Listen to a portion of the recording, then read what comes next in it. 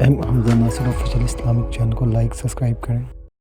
مایا حضور علیہ الصلوۃ والسلام نے انت صاحبی فی الغار و صاحبی علی الحوض، اے ابو بکر تم غار میں بھی میرے ساتھی ہو اور حوض کوثر میں بھی میرے ساتھی ہو۔ اور آقا کریم علیہ الصلوۃ والسلام نے یہ بھی ارشاد فرمایا سب سے زیادہ جس نے میرے اوپر احسانات کیے ہیں وہ ابو بکر ہے۔ حضور نے فرمایا کسی کے مال نے مجھے اتنا نفع نہیں دیا جتنا ابو بکر کے مال نے دیا، جتنا ابو بکر کے مال نے دین کو، اسلام کو، میرے کاز کو نفع دیا ہے، میرے حضور نے فرمایا اتنا کسی کے مال نے نفع نہیں دیا۔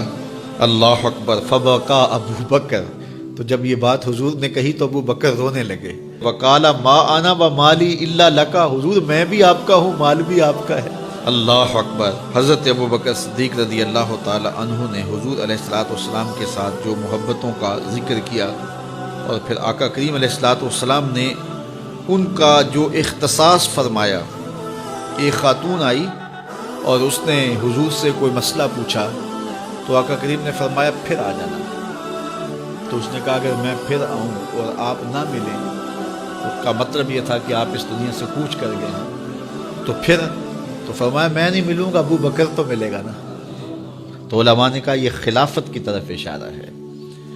حضرت ابو بکر صدیق رضی اللہ تعالیٰ عنہ سے بہت زیادہ حضور پیار کرتے تھے، اور آقا کریم علیہ الصلوۃ والسلام نے اپنی زندگی میں 3 دن ان کو مصلی پہ کھڑا کیا ایام مرض میں، پھر 17 نمازیں حضور کی موجودگی میں حضرت ابو بکر صدیق نے پڑھی، پھر حضور کا وصال ہو گیا، اور یہ دردناک لمحے تھے حضور کے وصال کے۔ اللہ اکبر۔ صحابہ کے کلیجے جل گئے۔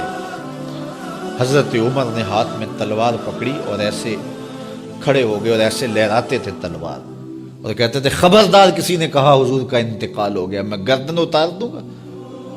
کوئی وصال نہیں ہوا حضور کا، حضور تھوڑی دیر بعد اپنی حالت پہ آ جائیں گے، یہ سکتے کی کیفیت ہے۔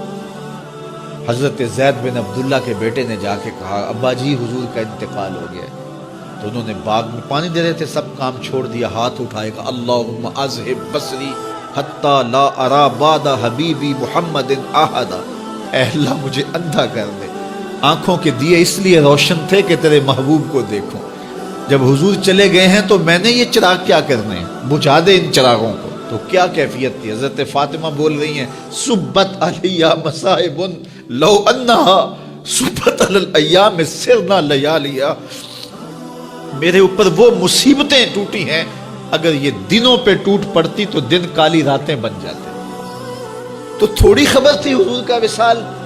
اچھا جب یہ کیفیت تھی صحابہ کی اس نازک موقع پہ، چونکہ منافق اندر ہی ہوتے ہیں، تو منافقوں نے ایک کھیل کھیلا، وہ صحابہ میں پھیل گئے اور کہنے لگے واہ واہ حضور کے دم سے رونقیں تھیں، مسجدیں آباد تھیں، سجدے تھے، قرآن کی تلاوت تھی، اب کس نے نماز پڑھنی ہے میاں، اب کس نے روزہ رکھنا ہے، اب کس نے زکوٰۃ دینی ہے، اب کس نے حج کرنا ہے، ختم کہانی ختم کہانی، یہ بات کرنی شروع کر دی۔ اب یہ بڑی نازک صورتحال، تو کیا حضرت ابو بکر کا کلیجہ نہیں جل رہا تھا؟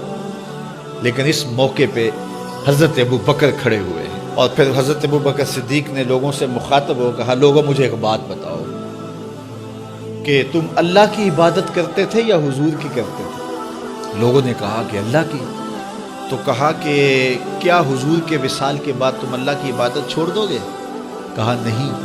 کہا مجھے بتاؤ جس دین کو سر بلند کرنے کے لیے حضور نے اپنی ساری زندگی لگا دی، تو کیا حضور کے چلے جانے کے بعد اس مشن کو چھوڑ دو گے؟ لوگوں نے کہا نہیں۔ تو کہا پھر اٹھو اور نبی کے دین کا پرچم تام لو۔ حضور کا وصال ہو گیا ہے، اب حضور کے مشن کو ہم نے اٹھانا ہے اور اپنے کندھوں پہ وہ بوجھ لینا ہے۔ تو کیا جس کے لیے حضور نے اپنی جان تک دے دی، تو کیا ہم وہ مشن چھوڑ دیں گے؟ صحابہ کے اندر ہمت پیدا ہوئی، کہا کیوں چھوڑیں گے، ہم تو اٹھیں گے اور پہاڑوں سے بھی ٹکرا جائیں گے۔ تو یہ وہ موقع تھا جس موقع کو سنبھالا حضرت ابو بکر نے۔ منافق تو چال چل گئے تھے، صحابہ پر صدموں کے پہاڑ ٹوٹ رہے تھے، ساری ذریت اسلام ساری زندگی جو ہے وہ تعریفیں کرتی رہے، مدح و ستائش کرتی رہے، ابو بکر صدیق کا یہ حق نہیں ادا ہو سکتا۔ یہ احسان کیا ہے امت کے اوپر حضرت ابو بکر صدیق۔